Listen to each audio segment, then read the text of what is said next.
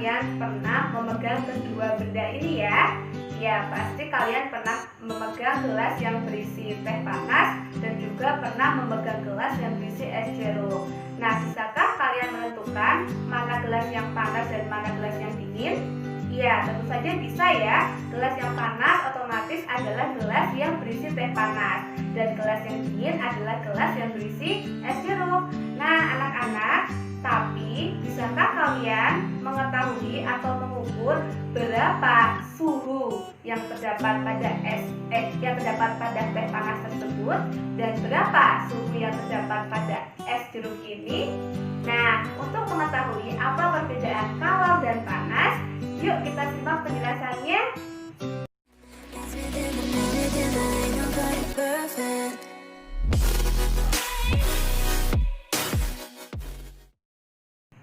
Halo anak-anak, jumpa lagi belajar bersama Bu Eka. Assalamualaikum warahmatullahi wabarakatuh. Selamat pagi dan salam sejahtera untuk kita semua. Bertemu lagi dengan Bu Eka. Nah, di video kali ini kita akan belajar kelas 5, tema 6, subtema 1, pembelajaran 2. Nah, anak-anak, untuk membedakan apa itu panas dan apa itu suhu, marilah kita baca dulu paragraf berikut ini. Nah, coba kita baca paragraf berikut ini ya. Judulnya adalah perbedaan suhu dan panas. Anak-anak, indera peraba seperti telapak tangan tidak dapat menentukan secara tepat panas dan dingin suatu benda.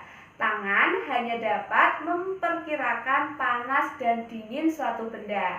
Tangan tidak dapat menjelaskan berapa nilai derajat panas atau dinginnya suatu benda. Pernahkah kamu pergi berkemah ke daerah pegunungan?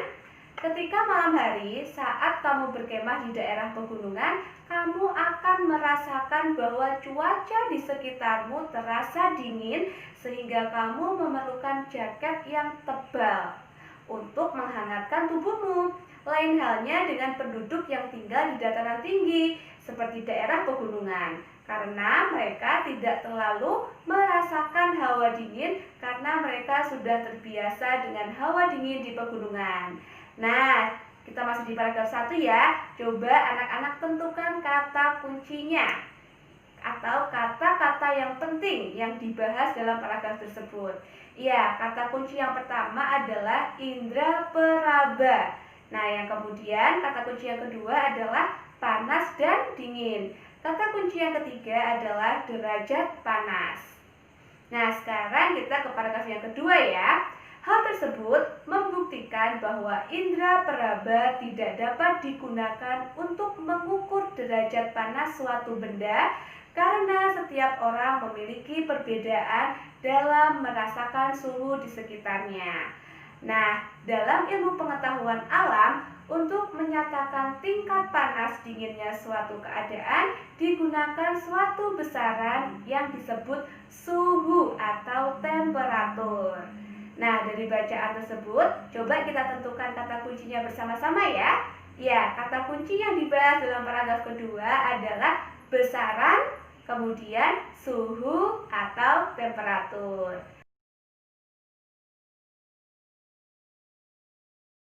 Anak-anak, sekarang kita ke paragraf yang nomor 3 ya. Panas atau kalor dan suhu adalah dua hal yang berbeda. Energi panas merupakan salah satu energi yang dapat diterima dan dilepaskan oleh suatu benda. Ketika sebatang logam dipanaskan dengan api, batang logam tersebut mendapatkan energi panas dari api. Energi panas membuat batang logam tersebut menjadi panas. Ketika batang logam tersebut panas, maka suhunya akan meningkat. Ketika batang logam menjadi dingin, suhunya pun akan menjadi menurun. Suhu adalah besaran yang menyatakan derajat panas suatu benda. Suhu suatu benda menunjukkan tingkat energi panas yang terdapat pada benda tersebut. Satuan suhu yang digunakan di Indonesia adalah derajat Celcius yang dilambangkan dengan bulatan di atas kemudian ada tulisannya C besar. Alat yang digunakan untuk Mengukur suhu disebut termometer. Sedangkan satuan panas dinyatakan dengan kalori dengan alat ukur yang bernama kalorimeter. Nah, berdasarkan bacaan tersebut, kata kunci yang dapat kita temukan yaitu yang pertama adalah panas atau kalor, kemudian suhu, kemudian energi panas, termometer, dan kalorimeter.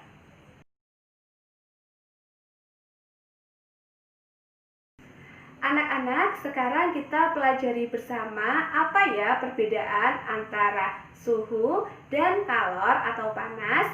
Yang pertama dari pengertiannya, suhu adalah derajat panas dinginnya suatu benda.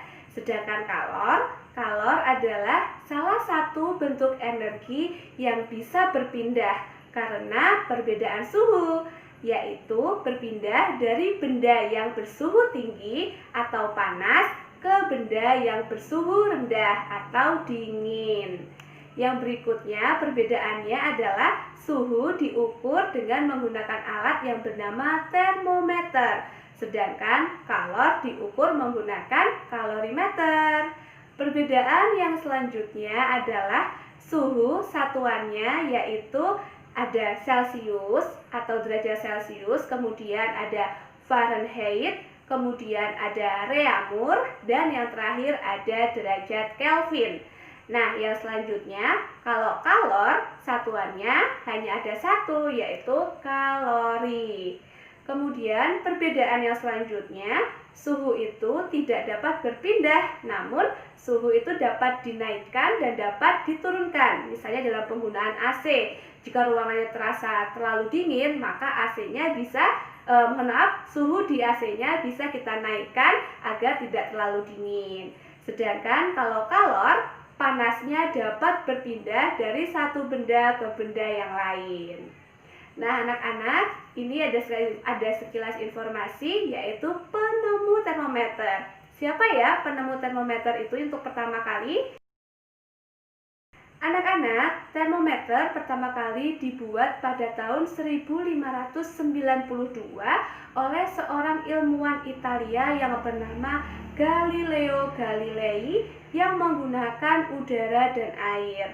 Pada tahun 1714, ilmuwan Jerman yang bernama Daniel Gabriel Fahrenheit membuat termometer yang berisi air raksa. Nah, dan pada tahun 1742, ilmuwan Swedia bernama Andreas Celsius menemukan termometer menggunakan skala ukuran 100. Nah, di Indonesia, di negara kita ini, termometer yang banyak digunakan saat ini adalah termometer Celsius yang menggunakan ukuran 0 derajat hingga 100 derajat Celcius. Anak-anak, coba kalian amati gambar berikut ini ya. Nah, ini adalah gambar gamelan. Nah, anak-anak, pembuatan proses gamelan ini juga memanfaatkan suhu dan kalor. Apa pengaruh suhu dan kalor dalam pembuatan gamelan? Nah, gamelan adalah sekumpulan alat musik tradisional. Setiap alat musik yang ada pada gamelan menghasilkan bunyi yang berbeda. Beberapa alat musik seperti gong dan bonang terbuat dari logam. Dalam pembuatannya, gong dan bonang harus dibentuk dengan cara dipanaskan. Gamelan digunakan untuk mengiringi beberapa lagu daerah yang dimainkan dalam tangga nada sederhana. Tahukah kalian apa yang dimaksud dengan tangga nada? Anak-anak, tangga nada adalah urutan nada yang disusun secara berurutan atau berjenjang. Misalnya, do, re, mi, fa, sol, la, si, do. Nah, tangga nada, ayo masih ingat ya, dibagi menjadi dua macam, yaitu tangga nada diatonis dan pentatonis. Apa perbedaan tangga nada diatonis dan pentatonis? Tangga nada diatonis yaitu dia memiliki 7 nada pokok. Sedangkan kalau pentatonis dia hanya memiliki 5 nada pokok. Ingat-ingat ya anak, penta itu artinya 5. Kemudian, tangga nada diatonis terdiri atas diatonis mayor dan diatonis minor, sedangkan pada tangga nada pentatonis terdiri atas pelok dan slendro. Kemudian, contoh alat musik pada tangga nada diatonis adalah piano dan organ. Kalau di tangga nada pentatonis, contoh alat musiknya yaitu gamelan Jawa, gamelan Bali, gamelan Sunda, gamelan Madura, dan gamelan Batak. Anak-anak, kita bahas lebih jauh tentang tangga nada pentatonis yang memiliki dua laras, yaitu laras pelok dan laras slendro. Nah, laras pelok ini yang pertama, susunan nada peloknya terdiri dari nada do, mi, fa, sol, si. Sedangkan pada tangga nada slendro, susunan nadanya yaitu do, re, mi, sol, la. Nah, kemudian tangga nada pelok digunakan untuk memberikan kesan tenang. Sedangkan untuk tangga nada slendro ini digunakan untuk memberikan kesan gembira dan lincah.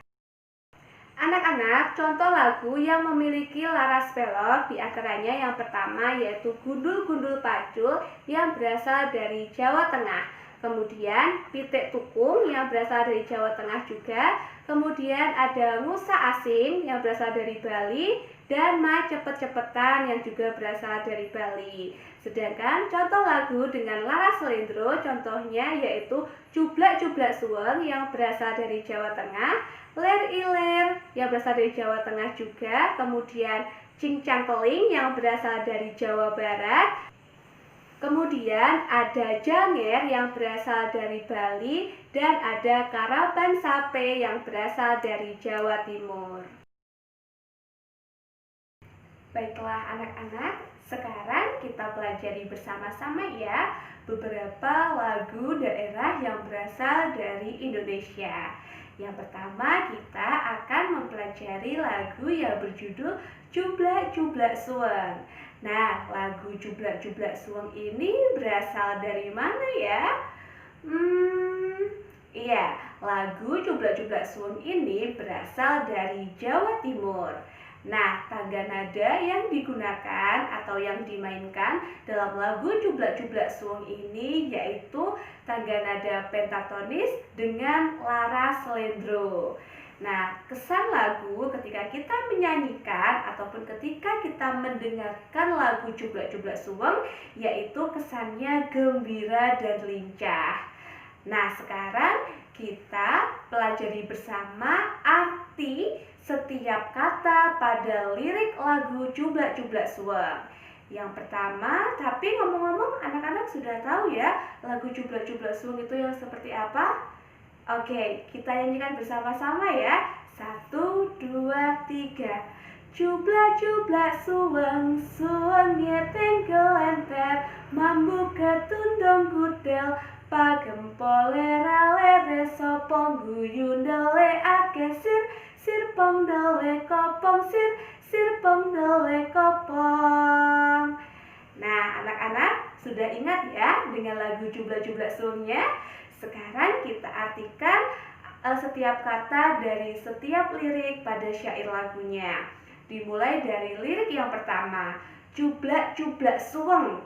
Nah, Jublak-Jublak Suweng itu dalam bahasa Indonesia artinya adalah tempat suweng. Suweng itu nama lainnya adalah giwang. Dalam bahasa Indonesia artinya anting-anting. Anting-anting adalah perhiasan yang dipakai di telinga anak perempuan.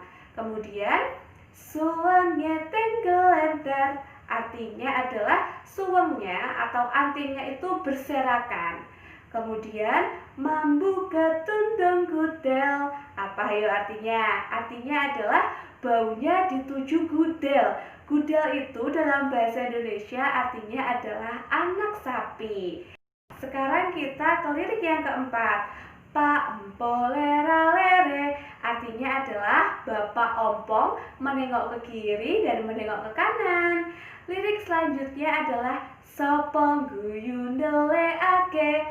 Nah, sopong guyun dele ake ini artinya siapa yang tertawa, dialah yang menyembunyikan. Maksudnya menyembunyikan itu menyembunyikan batu yang biasanya digunakan pada anak-anak ketika bermain jublak-jublak suang. Nah, arti yang terakhir adalah sir, sir pong dole kopong, sir pong dole kopong. Nah, itu adalah lirik yang terakhir dinyanyikan 2 kali yang berarti hati yang kosong tanpa isi.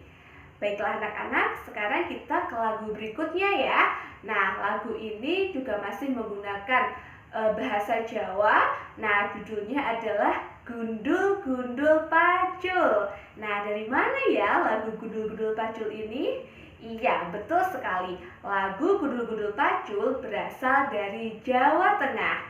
Nah, tangga nada yang digunakan dalam lagu ini adalah pentatonis laras pelok. Kalau yang jublak-jublak sung tadi adalah laras lendro, kalau Gundul-Gundul Pacul menggunakan laras pelok. Nah, kesan lagu ini adalah gagah dan sakral. Anak-anak sudah tahu ya lagu Gundul-Gundul Pacul? Kita nyanyikan bersama-sama ya. 1, 2, 3. Gundul-gundul pacul-cul gembelengan, nyunggi-nyunggi wakul-kul gembelengan, wakul glempang segane dadi sak latar, wakul glempang segane dadi sak latar. Nah, itu adalah cara menyanyikan lagu Gundul-Gundul Pacul. Sekarang kita artikan bersama-sama arti kata pada setiap lirik Gundul-Gundul Pacul.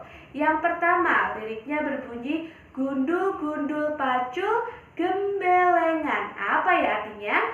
Artinya adalah Gundul-Gundul Pacul itu dalam bahasa Indonesia artinya cangkul. Gundul-gundul cangkul. Nah, gembelengan itu artinya adalah sembrono. Sembrono itu kurang hati-hati, gerusa-gerusu. Yang selanjutnya kita ke lirik yang kedua. Lirik yang kedua berbunyi nyunggi-nyunggi wakoko gembelengan. Nah, artinya adalah menyunggi. Menyunggi itu adalah membawa sesuatu dengan diletakkan di kepala. Itu namanya nyunggi. Jadi membawa bakul dengan di atas kepala, dengan sembrono tapi. Nah, lirik yang ketiga adalah wakul glimpang segane dadi sak latar. Karena sembrono tadi, maka wakul yang disunggi tadi akhirnya glempang. Glempang itu tumpah. Jadi wakulnya terguling, nasinya jadi amburadul, jadi ambiar, jadi tercecer kemana-mana, jadi sehalaman. Wakulnya terguling, nasinya jadi ambiar sehalaman. Nah, lirik yang keempat atau yang terakhir, wakul glempang segane dadi sak latar. Sama ya, lirik ketiga dan keempat, yaitu wakul glempang segane dadi sak latar. Baiklah anak-anak, demikianlah tadi pembelajaran kita tentang yang pertama kata kunci dalam paragraf, kemudian yang kedua tentang perbedaan antara suhu dan kalor, dan yang ketiga adalah tangga nada diatonis dan pentatonis khususnya pada laras lendro dan laras pelok. Anak-anak, selamat belajar di rumah. Sampai jumpa di pertemuan selanjutnya.